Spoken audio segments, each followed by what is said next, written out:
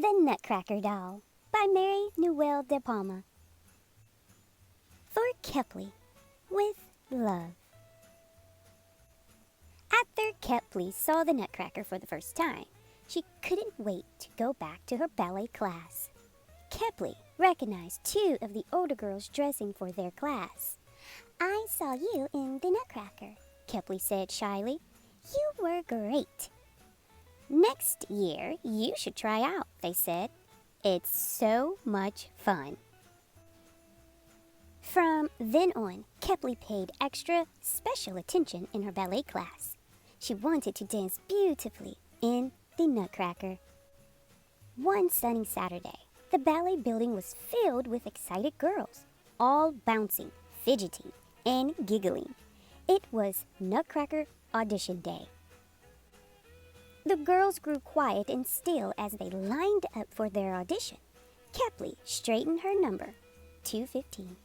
Her insides felt funny. She didn't know what would happen next. When it was her turn, Kepley's heart was thumping. She remembered to smile and did her best. It was a whole week before the letter from the ballet finally arrived. "Congratulations," it began. Kepley jumped up and down with excitement. She was a doll.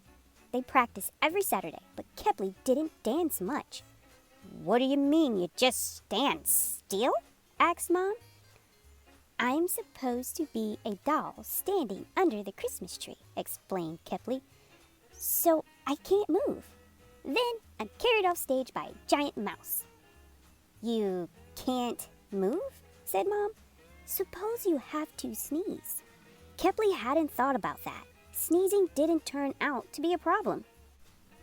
But giggling was. The girls couldn't stop giggling during rehearsal at the theater. After all, it was silly to be carried off stage by a man pretending to be a mouse. As they named the performance date, Kepley was measured, fitted, and photographed. Finally, the girls were ready. Kepley felt very important and professional the day of the first performance. She had a backstage pass and could enter the theater through the stage door.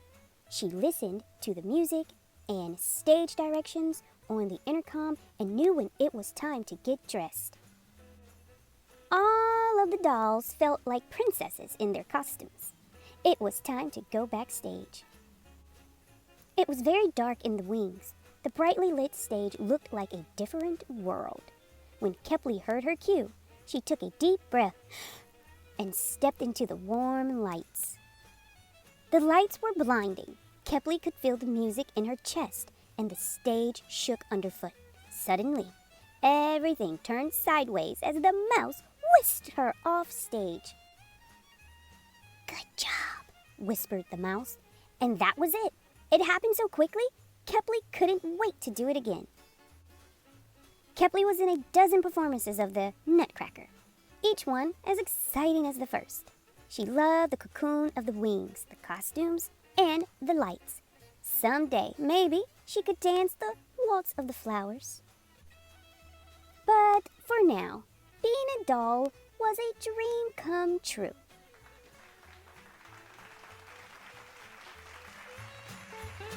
Thanks for joining us, guys. And remember that AM and PM story time is for any time of the day, whether you're just waking up, noontime snacking, or bedtime is happening. Stop by and enjoy a book with us.